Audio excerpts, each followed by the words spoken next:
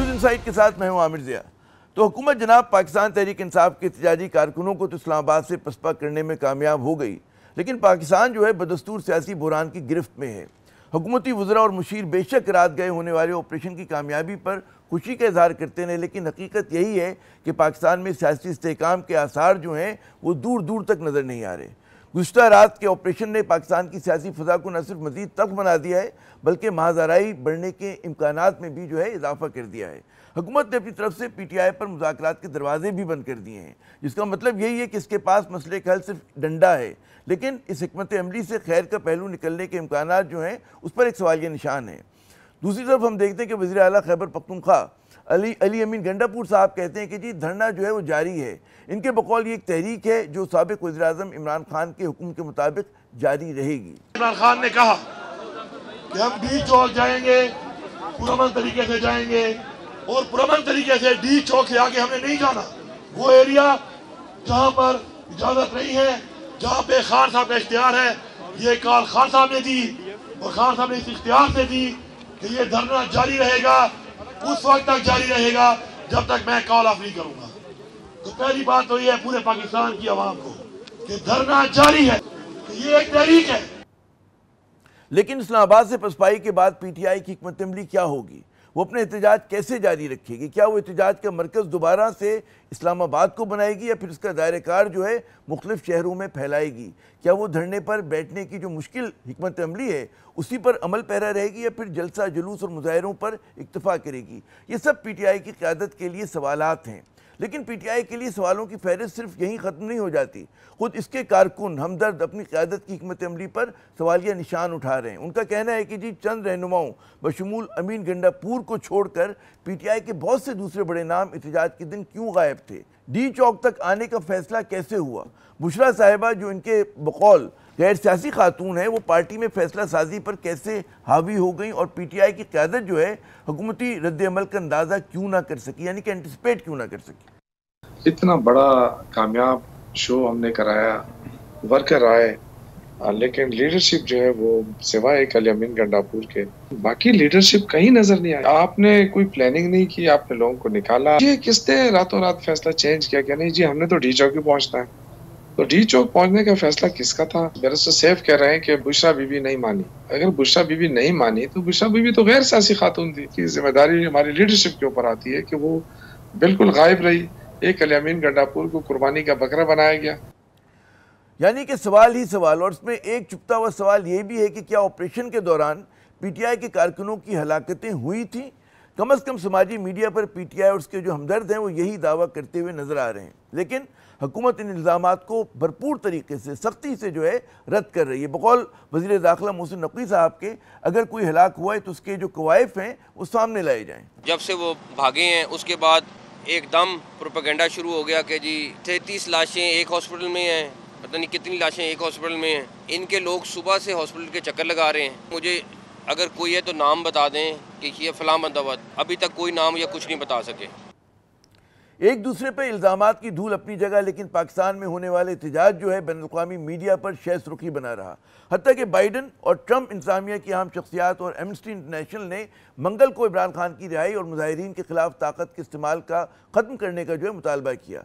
इनमें सबसे अहम शख्सियत जो है वो रिचर्ड ग्रेनल हैं, जो ट्रंप के साबका दौर में नेशनल इंटेलिजेंस के डायरेक्टर रहे हैं और अब ट्रंप की अबूरी टीम के अहम रुकन हैं। ग्रेनल को यूक्रेन और रूस के दरमियान अमन मुज़ाकरात के लिए मुंतखब किया गया है। उन्होंने अपने एक्स अकाउंट से इमरान खान को रिहा करो की मुख्तसर पोस्ट की है। ट्रंप टीम के एक और अहम रुकन ज़ल्मे खलीलज़ाद ने शहबाज हुकूमत के जो देखते ही गोली मारने के अहकामात पर जो है तशवीश का इजहार किया और उसे तबाहकुन गलती करार दिया है। ज़ल्मे खलीलज़ाद साहब जो है ट्रंप की गुज़श्ता दौर की इंतज़ामिया का बड़ा अहम हिस्सा थे और वो मुसलसल समाजी मीडिया पर शहबाज हुकूमत पर हमें तनकीद करते नजर आते हैं। अपनी ताज़ा तरीन पोस्ट में ज़ल्मे ने लिखा है कि देखते ही गोली मारने का जो हुक्म है वो अमन ओमान पर अमल कराने का कोई अच्छा तरीका नहीं है। उन्होंने मुतालबा किया है कि जी पाकिस्तान और उसके मुस्तकबिल की खातिर ये हुक्म जो है फौरी तौर पर वापस लिया जाए। साथ ही उन्होंने पाकिस्तान के जो दोस्त ममालिक हैं उनसे कहा है कि जी वो मुफाहमत के अमल का फौरी आगाज़ करें, ये उनकी तजवीज़ है। यानी कि बैनुल-अक़वामी बयानिए की लड़ाई में शहबाज हुकूमत जो है अपनी मुस्बत तस्वीर बनाने में नाकाम नजर आ रही है, खुसूसन इस पस मंज़र में जब अमरीकी कांग्रेस के कई अरकान ने पाकिस्तान की सियासी और इंसानी इंसानी हकूक़ की सूरत हाल पर तनकीद जो है वो तेज़ तर कर दी है।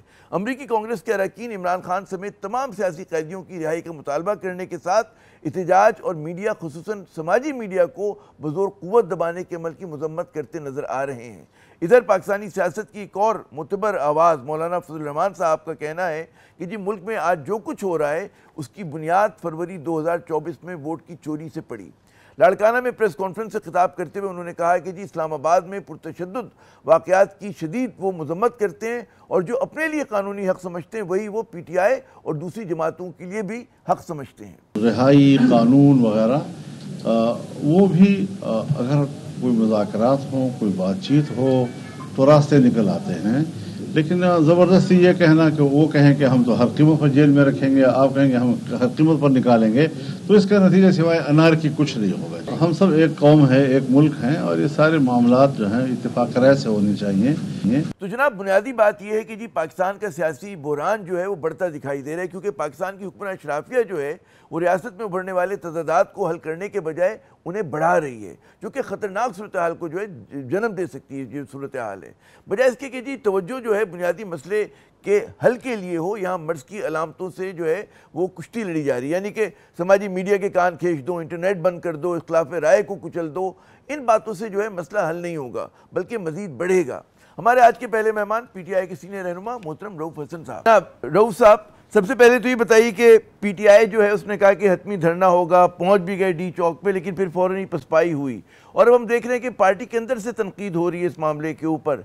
तो कोई आप लोगों के अंदर कोई जायज़ा लिया जा रहा है कि हुआ क्या, कि वहाँ तक जाना चाहिए था, नहीं जाना चाहिए था, और ये जो सवालात हैं कि जी मरकज़ी लीडरशिप जो थी वो गायब है रही, काफ़ी सारे लोग जो थे वो अहम नाम नहीं थे वहाँ पर। जी आमिर साहब, थैंक यू वेरी मच। एक तो लफ्ज़ पसपाई के ऊपर मैं ज़रा थोड़ा सा ऑब्जेक्शन करूंगा, मेरा ख्याल अप्रोप्रिएट वर्ड नहीं है। अच्छा। जब रियासत जो है वो माँ की जगह एक कातिल का रूप धार लेती है और उसकी जो राइफल्स हैं, गन्स जो हैं, उसके धाने जो हैं वो आग उगलना शुरू कर देते हैं नहत्ते पुरअमन आवाम के ऊपर, तो उसको पसपाई नहीं कहा जाता, उसको कुछ और ही लफ्ज़ देना चाहूँगा। मैं नहीं चाहूँगा कि यहाँ आपका प्रोग्राम में इस किस्म का लफ्ज़ इस्तेमाल करूँ, लेकिन वो हतमी धरने की कोशिश आपकी कामयाब नहीं हो सकी। चलें रीराइट करते हैं। उस जो सिचुएशन क्रिएट हो गई थी उसमें इन लोगों का स्वाय अपनी जानें बचाने के और कोई रास्ता नहीं था, इसलिए वो अपनी जानें बचा के वहाँ से निकले। अब अगर जो सवाल असल में उठता है वो ये उठता है कि जी रियासत ने एक कातिल का रूप क्यों धारा और रियासत ने अपने ही अवाम के ऊपर अपनी बंदूकों के धाने क्यों खोले, और उसकी क्या वजह थी? क्या वो लोग किसी पुरतशद्दद कार्रवाई में एंगेज थे? क्या उन्होंने कोई पुरतशद्दद कार्रवाई की? क्या उन्होंने किसी रियासती कारिंदे के ऊपर हमला किया? क्या उसने कोई और ऐसा काम किया जो कि प्रोवोकेटिव हो? नहीं।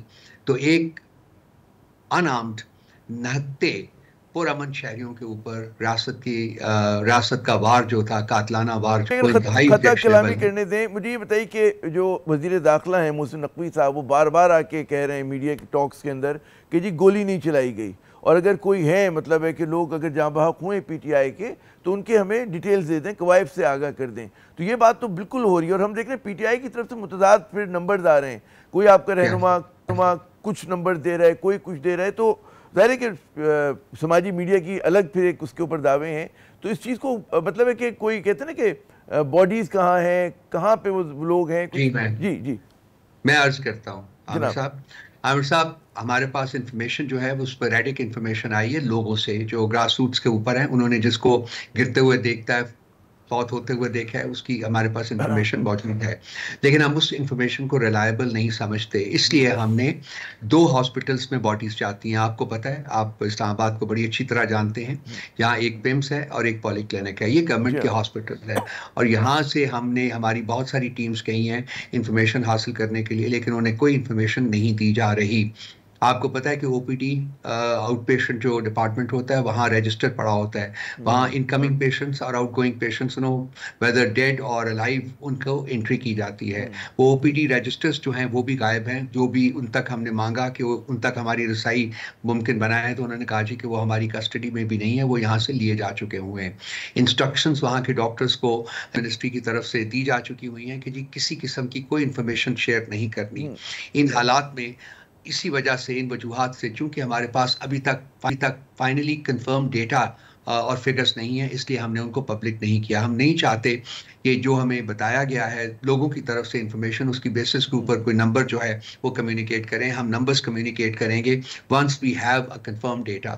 इस वक्त तक ये भी खबरें आ रही हैं कि कुछ बॉडीज को वहां से रिमूव कर दिया गया है। तो ये सब कुछ हम चेक करने के बाद ही आपके साथ शेयर कर सकेंगे। ये नहीं कि हम नहीं चाहते, हम चाहते थे कि फौरी तौर के ऊपर हम ये फिगर आवाम तक पहुंचाएं, लेकिन हमारी इंफॉर्मेशन के मुताबिक बहुत सारी डेथ्स हुई हैं और उससे बहुत ज़्यादा जो लोग हैं वो इंजर्ड हैं, और उनमें से बाज़ इंजरीज जो हैं, बाज़ जो जख्म है वो बहुत सीरियस हैं।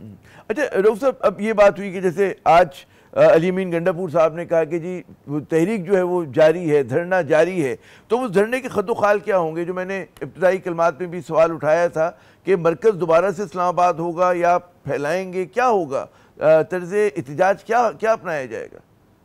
देखिए, आज हमारी पॉलिटिकल कमेटी की भी मीटिंग हुई थी और कोर कमेटी की भी मीटिंग हुई थी। आज 10:30 बजे इस प्रोग्राम के फौरन बाद हमारी पॉलिटिकल कमेटी की दूसरी मीटिंग हो रही है, और इन मीटिंग्स में हम यही जो आपने सवालात उठाए हैं उनको हम कंसिडर कर रहे हैं, और हम देख रहे हैं कि हमारे पास क्या ऑप्शंस हैं और जिसके मुताबिक हम इस जो मूवमेंट है हमारी, इसको आगे बढ़ा सके। एक तो फैसला हुआ है ना कि ये मूवमेंट जारी रहेगी, जिसका ऐलान अली अमीन गंडापुर साहब ने भी कर दिया है, और इन मीटिंग्स में हम लोग मुस्तकबिल के जो खदोखाल हैं उनको ज़रा पेंट करने में लगे हुए हैं। देख रहे हैं कि जी किस तरीके से हम इस अपनी जो मूवमेंट है इसको आगे ले जा सकेंगे, और ले जाना है हमने। मेरा ख्याल 1 नहीं तो 2 दिन में हम सारा जो हमारा प्लान है वो हम आपके साथ शेयर कर सकेंगे। अच्छा, ये बताइए कि हमने देखा कि केपी ने हर अव्वल दस्ते का किरदार अदा किया, खैबर पख्तूनख्वा ने।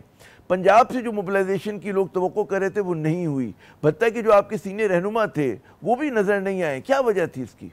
और ये सवाल जो है मतलब है कि आपकी अपनी पार्टी के लोग उठा रहे। खैबर पख्तूनख्वा और पंजाब में ज़मीन आसमान का फ़र्क है। खैबर पख्तूनख्वा में कोई रिस्ट्रिक्शन नहीं थी, वहाँ मूवमेंट नहीं थी, वो अटक तक आपको पता है कि वो केपी का इलाका है, वहाँ वो आ सकते थे। पंजाब में आपको पता है जिस किस्म की फस्तायत थी, पंजाब की तमाम जो है इस्लामाबाद की से निकलती हुई आती हुई तमाम मोटरवेज जो हैं वो बंद कर दी थी, तमाम हाईवेज बंद कर दी गई थी, तमाम आर्टरीज जो हैं शहरों के अंदर वो बंद कर दी गई थी, नेट ख़त्म था, किसी किस्म की कम्युनिकेशन नहीं हो सकती थी, सड़कों के ऊपर खंदकें खोद दी थी, भारी तादाद में सिक्योरिटी पर्सनल को पोस्ट किया गया था, लोगों को घरों से उठाया गया था, किडनैप किया गया था। लाहौर शहर को वर्चुअली पूरा मुल्क जो था वो लॉकडाउन में था, और रावी को बंद किया गया था, चनाब को बंद किया गया था, जेलम को बंद किया गया था। आप जाके देखे, आप पाकिस्तान के नया नाम उन्होंने कंटेनरिस्तान रखा हुआ है, हर तरफ आपको कंटेनर्स की बहार जो है वो नजर आ रही है। उन हालात में जो मुश्किलात थी उसकी वजह से जो आउटफ्लो ऑफ पीपल था वो कम था, वो थोड़ा था, लेकिन उसके बाद रात को बहुत से लोग निकले हैं वहां से, पहुंचे भी हैं यहाँ, और आज के दिन में हम उम्मीद कर रहे थे कि बहुत ज़्यादा लोग और निकलेंगे। अनफॉर्चुनेटली इसको कंपेयर नहीं करना चाहिए केपी से, क्योंकि केपी से बड़े लोग बगैर किसी रुकावट के निकल रहे थे, लेकिन पंजाब से निकलना जो है वो एक जान जोखों का काम था, एक इंतहाई मुश्किल काम था, और ये वजह है जिसकी वजह से वहां से रिलेटिवली कम लोग। अच्छा, ये जो कहा जा रहा है कि जी जो हुकूमत से मुज़ाकरात आप लोगों के हुए थे उसमें कुछ चीज़ें तय हो गई थी, फिर लेकिन डील को फाइनलाइज नहीं किया जा सका, और उसमें लोग जो हैं तनकीद करें कि जी पीटीआई की लीडरशिप की जो निगोसिएशन थी उसकी एक नातजुर्बेकारी थी, कि मतलब है कि जब इनके पास मौका था तो चीज़ को, डील को कंक्लूड नहीं कर सके। जी ये मुझे ज़राए ने बताया, और दोनों तरफ के ज़राए ने बताया, गवर्नमेंट के भी और आपके हमदर्दों ने भी। जी हमारे ऊपर प्रेशर था जी कुछ कि हम इस धरने को जो कॉल ऑफ करें, और इस सिलसिले में कुछ हमें सजेशंस भी दी गई थी, कोई ऑल्टरनेट साइट्स भी हमें दी गई थी और वो खान साहब तक पहुंचाई गई थी। वो बातचीत आगे बढ़ी थी। एक विजिट जो गौर साहब का हुआ था उसमें बातचीत हुई थी, जिसमें कि बैरिस्टर साहब भी साथ थे, बातचीत हुई, लेकिन कोई कंक्लूसिव फैसला जो है वो नहीं हो सका था। इमरान खान साहब को रिहा करने का कोई उस पर बात हुई थी, कोई उसके ऊपर कोई गुफ्तगू हुई? देखिए, हमें एक ऑल्टरनेट साइट की भी ऑफर की गई थी, बल्कि 1 या 2 साइट्स थी, एक संजानी भी थी, लेकिन बाय एंड लार्ज पार्टी के लोगों का ख्याल था कि संजानी is not an appropriate site, क्योंकि ये इस्लामाबाद से बहुत बाहर है और उसकी रेलेवेंस जो है हमारी मूवमेंट के साथ वो नहीं बनती थी। इसीलिए जो सेकंड विजिट था गौर साहब का, उसको फैसिलिटेट किया गया, वो रात को हुआ, और वो वहाँ जाके फिर खान साहब के साथ दोबारा ये मामलात उठाए गए, लेकिन अल्टीमेटली खान साहब ने कहा जी कि नहीं, मैं संजानी के ऊपर नहीं एग्री करूँगा। तो फिर वापस आ गए थे। उसके बाद पार्टी ने खुद ही फैसला करना था। हमारा फैसला ये था जी कि हमने आगे जाना है, पंजाब में दाखिल होना है, और हमने डी चौक की तरफ नहीं जाना, बल्कि जो ब्लू एरिया है जिसको जिना एवेन्यू कहते हैं, उसके कोने के ऊपर अच्छा, हमने कल बैरिस्टर साहब थे मेरे साथ प्रोग्राम में, उन्होंने कहा कि जी मतलब है इत्तेफाक कर लिया था संजरानी के मकाम के ऊपर, लेकिन फिर बुशरा बीबी साहिबा ने कहा कि नहीं हमें डी चौक जाना है। तो वो जो जिम्मेदारी डाली जा रही है वो बुशरा साहिबा की डाली जा रही है कि पीटीआई की क़यादत तो तैयार थी वहाँ पर जलसा करने के लिए, धरना देने के लिए। देखिए, संजानी के ऊपर एग्रीमेंट नहीं हुआ था आमिर साहब। मैं सारी मीटिंग्स में मौजूद था ज़ाती तौर के ऊपर, और मैं आपको बता रहा हूँ कि संजानी के ऊपर कंसेंसस नहीं हो पाया था। कुछ लोग थे पार्टी में जो कि कह रहे थे कि चलिए ठीक है ये मान लेते हैं, लेकिन बहुत ज़्यादा लोग ये थे जो कहते थे कि नहीं, संजानी जो है वो रेलिवेंट नहीं है, हमारी कॉज के लिए इसको आगे नहीं ले जाएगा। इसलिए वो उसके ऊपर जब एग्रीमेंट नहीं हो पाया तो फैसला ये हुआ था कि हम जिना एवेन्यू का जो स्टार्ट है, जो सेंटोरस के साथ है, वहां तक जाएंगे, लेकिन हम एंटर नहीं करेंगे। लेकिन फिर उस वक्त आपको पता है कि जब लोग होते हैं तो फिर बहुत सारे लोग ऐसे भी होते हैं जो कि बगैर स्पेसिफिक डायरेक्शंस के भी वो एंटर कर जाते हैं। तो इसी किस्म की कोई सिचुएशन जो है वो खड़ी हुई थी। तो उसके बाद के जो हालात हैं वो तो आपको भी पता है। फिर तो हत्याशारियों के ऊपर सिर्फ गोलियां ही बरसाई, उसी की आवाज आती रही थी सारे शहर में कल। अच्छा, ये बताइए कि बुशरा बीबी साहिबा का जो किरदार है, अब वो क्या सुना ये जा रहा है कि जी वो पार्टी फैसलों पे वो हावी हैं और उनकी बात जो है वो हरफ आखिर समझी जा रही है, जो भी आप लोगों की मीटिंग्स होती है, कहाँ तक दुरुस्त है ये बात? जो आपके गैर सियासी उनका रोल है, उनका भी गैर सियासी रोल है, और बाकी बहनों का भी गैर सियासी रोल है। देखिए, खान साहब बसा औकात कह चुके हैं कि जी मेरी फैमिली मेंबर्स में से कोई भी जो है वो पार्टी में उसका कोई सियासी रोल नहीं होगा, और वो उसके ऊपर कायम है। अब ये जो बुशरा बीबी हैं वो खान साहब की बेगम साहिबा भी होती हैं, इसी तरह से अलीमा बीबी और बाकी जो बहनें हैं वो खान साहब की बहनें भी हैं। तो ये इस नाते, इस रिश्ते के नाते, इन रिश्तों के नाते उनके ऊपर एक जिम्मेदारी आयद होती है कि वो, जैसे कि पास में होता रहा है, नुसरत भुट्टो साहिबा का मामला आप देख लीजिए, बेनज़ीर साहिबा का मामला देख लीजिए, कलसूम नवाज का मामला आप देख लीजिए, तो इन्होंने भी एक अपनी फैमिलीज के सपोर्ट में एक रोल प्ले किया हुआ है। उसको आप टेक्निकली पॉलिटिकल रोल नहीं कह सकते, लेकिन वो अपने रिश्तों के नाते से उन्होंने रोल प्ले किया है। यही रोल जो है वो बुशरा बीबी का भी था। आखिरी सवाल, हमारा सेगमेंट खत्म हो रहा है, सेगमेंट हमारा खत्म होने वाला है। ये क्या वजह है कि जो लीडरशिप थी, बैरिस्टर गौहर नहीं थे जो उसके अंदर धरने में, शेख वकास, सलमान अकरम राजा साहब, क्या वजह थी कि जो आपके सेंट्रल फेसेस थे, मरकजी चेहरे, वो मौजूद नहीं थे इस पूरे एहतजाज के दौरान कहीं भी? देखिए जी, शेख वकास को ये ऑर्डर्स थे कि जी आपने नहीं निकलना, आपने मीडिया को हैंडल करना है। सलमान अकरम राजा साहब लाहौर में थे, वहां से वो नहीं निकल पाए, पूरी कोशिश कर रहे थे लेकिन नहीं निकल पाए। गौर साहब के बारे में मैं कुछ नहीं कह सकता कि वहां मौजूद थे या नहीं थे, अगर नहीं थे तो क्यों नहीं थे।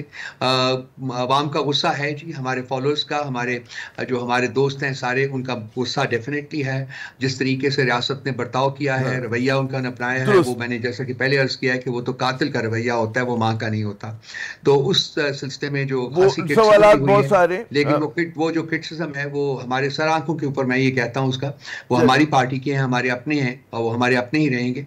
और अब हम इसको खासी अपनी मीटिंग्स में, अभी 10:30 बजे एक और मेरी पॉलिटिकल कमेटी की मीटिंग शुरू हो रही है, तो ये तमाम मामला जो हैं इनको एक्सटेंसिवली डिस्कस किया जा रहा है, और हम इंशाल्लाह ताला कोई फैसला इस सिलसिले में बहुत जल्द कर लेंगे। बहुत बहुत शुक्रिया रऊफ साहब, आपने अपना कीमती वक्त दिया। नाज़रीन, वक्फे के बाद जब हम दोबारा हाजिर होंगे तो कुछ हुकूमत का मौक़िफ़ लेंगे, क्या हुकूमत क्या कह रही है, उस पर जो इल्ज़ामात लगाए जा रहे हैं उसका क्या जवाब दे रहे हैं। हमारे साथ रहिए।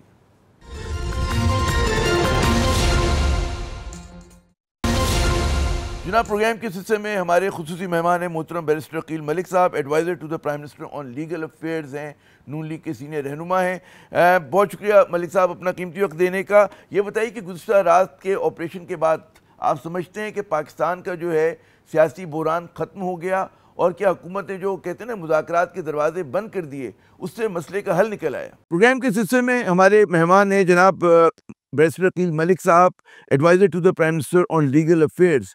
मलिक साहब, सवाल मेरे ख्याल में सबके जहनों में है, वही कि पाकिस्तान में सियासी बहरान तो है, और ठीक है कि मजमा कितना बड़ा था उससे कतई नज़र, किस सूबे से लोग आए उससे कतई नज़र, एक प्रॉब्लम है। और वो क्योंकि प्रॉब्लम है, मर्ज़ अपनी जगह पर मौजूद है, तो सिम्टम्स छोटे बड़े कहते हैं वक्तन फ़वक्तन आते रहेंगे।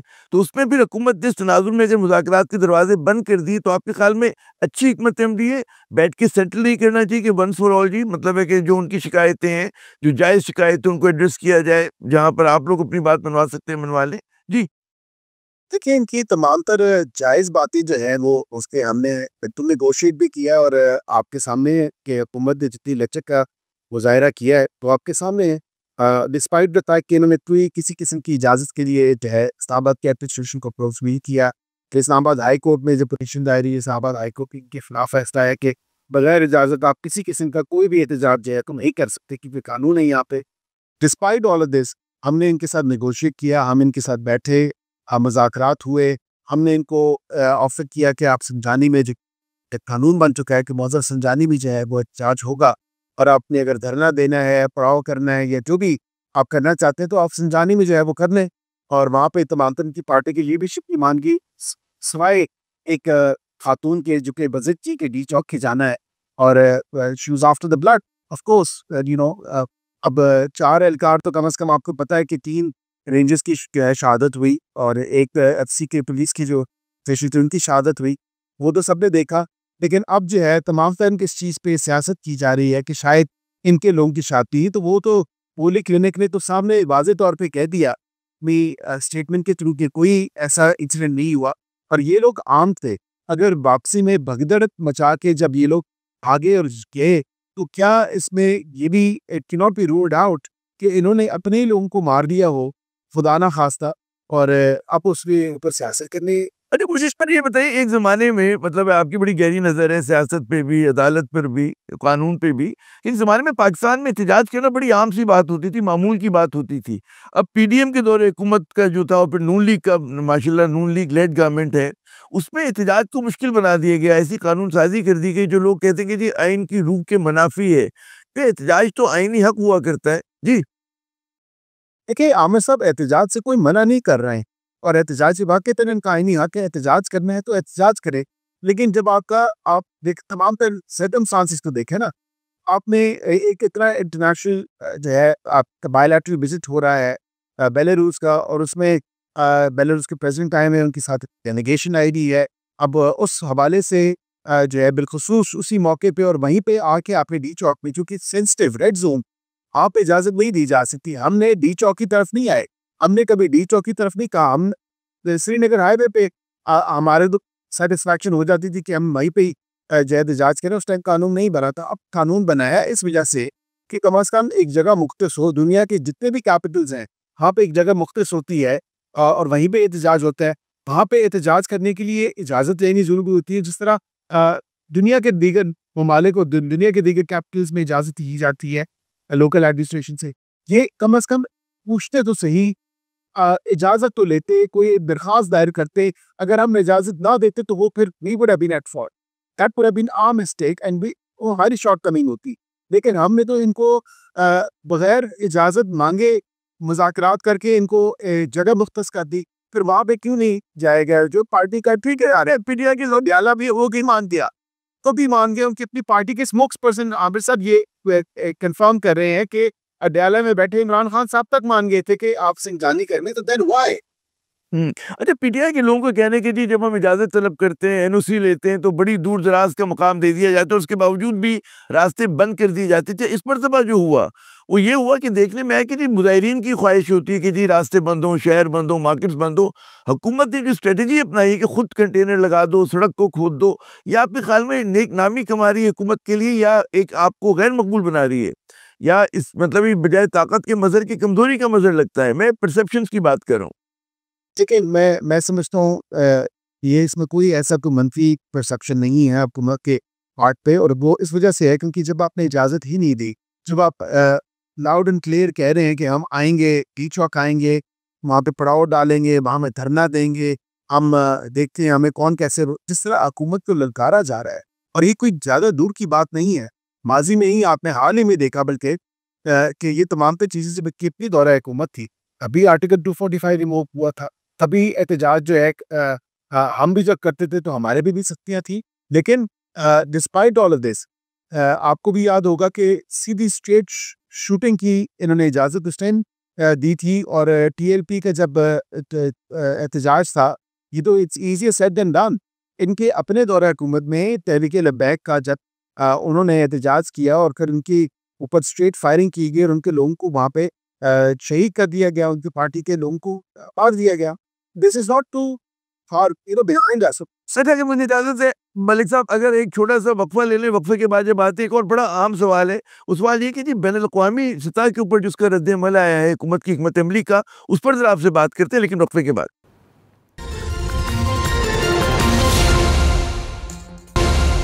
हमारे साथ मौजूद है नून लीग के सीनियर रहनुमा मोहतरम बैरिस्टर अकील मलिक साहब। मलिक साहब ये बताइए कि कुछ इशारे मिल रहे हैं कि हुकूमत फिर दोबारा गौर कर रही है पीटीआई के ऊपर पाबंदी आयद करने पर। क्या वाकई ऐसी बात है या कुछ लोगों की ख्वाहिशात हैं खाली? देखिए आमिर साहब, मैं I can by the confirm और डिनाई। ऑफ कोर्स ये एक बड़ा as somebody who believes in democracy और जो जमहूरियत पे यकीन रखता है, मैं तो ये नहीं चाहूँगा कि किसी भी सियासी जमात पे किसी भी किस्म की पाबंदी लगे। सियासी मैदान है, सियासी मैदान में ही मुकाबला करना चाहिए सियासी पार्टियों को, सियासतदानों को। लेकिन यहाँ पे एक रवायत और एक ऐसी रीत देखी जा रही है, एक मखसूस सियासी जमात बल्कि एक ऐसा हर्ट फॉलोइंग, जो हर्टिस्ट कह लें, पॉपुलर या पॉपुलिस्ट एक अपने आप को ग्रुप है, वो सियासत में है, विच इज़ फॉर्चुनेट और अनफॉर्चुनेट, ये that's yet to be decided. वो लोगों ने फैसला करना है। लेकिन बात यहाँ पे ये है कि इन पे किसी किस्म की पाबंदी जो है, वो उसका प्रोसीजर सेट है, वो टमाटर जो है चीज़ें देखनी है, कैबिनेट देखेगी उसको। मैं अभी ये नहीं आपको कंफर्म और डिनाई कर सकता कि ये किसी क्या सूरत हाल में पॉइंट नोटेड। अच्छा, डिस्कस नहीं हो रहा, मैं समझ अंडर कंसिडरेशन है, लेकिन अब देखा जाएगा कि उसमें फाइनलिटी किस चीज़ पर। अच्छा, आपने यकीनन कहते हैं ना बैनुल-अक़वामी ज़राए इब्लाग़ को हम देख रहे हैं, मुख्तलिफ़ अख़बारात, वेबसाइट्स, टीवी, जहाँ पे जिस तरह से कवरेज हुई है पीटीआई के प्रोटेस्ट की। लेकिन उससे ज़्यादा अहम बात ये है कि नई और पुरानी जो अमेरिका की इंतज़ामिया है, कांग्रेसमैन हैं, वो बहुत ज़्यादा मतलब है कि पाकिस्तान में इंसानी हकूक़ की खिलाफ वर्जियों के खिलाफ रेड फ्लैग जो है वो बुलंद कर रहे हैं, लहरा रहे हैं। और मतलब है कि जो आम नाम है ट्रंप साहब की साथियों में से, उन्होंने कहा है कि इमरान खान की रिहाई का मुतालबा किया है। क्या इस तरह की बातों से आपके ख्याल में गवर्नमेंट के ऊपर या पाकिस्तान पे दबाव में इज़ाफ़ा हुआ है, होगा? क्या किस नुक्ते नज़र से देखते हैं? क्योंकि बयानिया लगता है कि बाहर जो है वो पीटीआई का ज़्यादा बिक रहा है, नॉट जस्ट पाकिस्तानी डायस्पोरा में, बल्कि दीगर जो हैं कैपिटल्स के अंदर भी। जी। वो देखिए, इसलिए आमिर साहब बिक रहा है क्योंकि जब आप लॉबिस्ट फर्म्स हायर करते हैं और आप कांग्रेसमैन, ऑफ कोर्स ये ओपन सीक्रेट है, कोई बिकी छुपी बात नहीं है। कांग्रेसमैन को आप हायर कर सकते हैं अपनी लॉबिंग करने के लिए एट द कैपिटल हिल, और ये एक फैक्ट है जो कि नज़र आता है कि इस पार्टी ने अतल इम्कान कोशिश की है कि जितना ज़्यादा इस चीज़ को हम कर सकें, इसमें गेन कर सकें। इन्होंने बिल्कुल गेन किया। इन्होंने वहाँ पे लॉबीज हायर किए, वहाँ पे फिर कांग्रेस भी को जो है लॉबी किया कि हमारे हक में जो है लेकिन लॉबी फर्म्स जो है वो तो गवर्नमेंट भी हायर कर सकती है। माजी में हुआ है, हमारी हुकूमतों ने भी किया है, और हमने ये देखा है कि जब नवाज शरीफ साहब मुश्किल में थे तो क्लिंटन साहब ने फरमाइश की थी। फिर उसके बाद हम देखते हैं कि मतलब है कई मरतबा जो है बैरून जो हमारे दोस्त ममालिक हैं, सऊदी अरब हो गया, अमरीका हो गया, उन्होंने पाकिस्तान के सियासी जो मामला थे उनको हल कराने में किरदार अदा किया। जी बिल्कुल, कि मैं ये ज़रूर कहूँगा कि ये बिल्कुल अनप्रेसिडेंटेड नहीं है ये बात। ये पहली बार नहीं हो रहा पाकिस्तान के साथ कि कोई स्पेशली पीटीआई के साथ हो रहा हो। नून लीग के साथ भी यही सलूक हुआ था, यानी कि उनकी भी मदद और तायीद के लिए जो है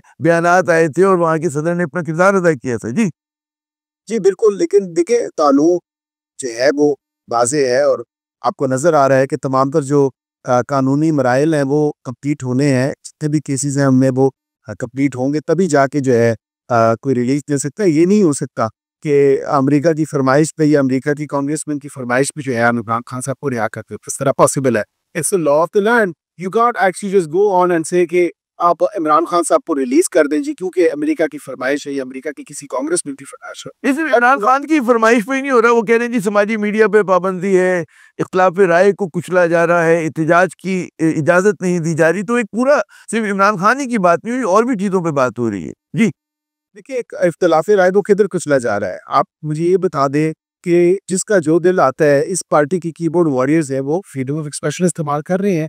जैसे तैसे भी कर रहे हैं, फेसबुक पे भी कर रहे हैं, ठीक है, न्यूज़ पे भी करते हैं। इधर कर रहे हैं इंटरलॉगर्स, व्लॉगर्स जो हैं कि इंटरनेट इसलिए बंद हुआ था, इंटरनेट की वजूहत जो है वो इंटीरियर मिनिस्टर ने आपको बता दी कि अक्रॉस द कंट्री नहीं था, सिर्फ कुछ एरियाज़ में था, कुछ ऐसे पॉकेट्स में था जहाँ पे ये पूरा एक जो ब्रिगेड आ रहा था, एक तूफ़ान बदतमीज़ी जो शुरू किया हुआ था और उसके साथ दीगर जो है ये लोग आ रहे थे एहतजाज के लिए, जो कि ऑब्वियसली एक अनलॉफुल संधि थी, एक अनलॉफुल एहतजाज था, क्योंकि ना तो उसकी इजाज़त थी, नहीं कि मांगने की कोशिश की गई। दुरुस्त है, आपका नुक्ता नज़र आ गया। बस मैं यही कहूँगा, प्रोग्राम को हम रैप अप करते हैं। बहुत शुक्रिया, आपने अपना कीमती वक्त दिया। लेकिन बैरिस्टर साहब, एक बात और जो थी कि एहतजाज से पहले भी एक्स पे पाबंदी थी, एहतजाज से पहले भी हम देखते हैं कि इंटरनेट को स्लो किया जा रहा था, वीपीएन पे को बंद करने की बात हो रही थी, तो बहुत सारी चीज़ें तो हो रही हैं। अगर आप कोई किसका जवाब देना चाहें तो जी। देखिए, बिल्कुल एक्स पे पाबंदी जो है वो एक्स को कहा गया है, ब्राज़ील में भी हुआ, एक्स को पाबंदी लगी, ये कोई पाकिस्तान ने कोई अनोखा काम नहीं किया। जहाँ पे एक्स पे दुनिया में पाबंदियाँ लग रही हैं और हम obviously we are not saying that this is justified, this is right. एक्स को कहा है कि अपने दफ्तर यहाँ पे खोलें, एक्स यहाँ पे अपना दफ्तर नहीं खोल रहा, तो ऑब्वियसली रेगुलेट तो चीज़ों को करना है ना। अब यहाँ पे यूट्यूब आपको याद होगा पिछले कई दौर हुकूमत में बैन हुआ, फिर यूट्यूब ने पाकिस्तान सेंट्रिक अपनी पॉलिसी बनाई और फिर यहाँ पे दफ्तर भी खोले। तो हम तो यही कह रहे हैं कि as government of the day you need to regulate this, because ये नहीं हो सकता कि फ्रीडम ऑफ एक्सप्रेशन के आड़ में या फ्रीडम ऑफ एक्सप्रेशन के गार में झूठ फैलाने की इजाजत बिल्कुल नहीं मिलनी चाहिए। बहुत फैलाने की इजाजत। बिल्कुल, बहुत बहुत शुक्रिया बैरिस्टर अकील मलिक साहब, आपने अपना कीमती वक्त दिया। नाज़रीन, बात ये कि ठीक है, स्ट्रॉन्ग आर्म टैक्टिक्स अपनी जगह, कि फ़िलहाल हम देखते हैं कि जी मुजाहिरीन डिस्पर्स हो गए और इस्लामाबाद में दोबारा सुकून आ गया, लेकिन मसला सियासी है और सियासी मसला जो है वो बातचीत से ही हल हुआ करता है। आमिर ज़िया को अगले प्रोग्राम तक इजाज़त दीजिएगा। खुदा हाफ़िज़।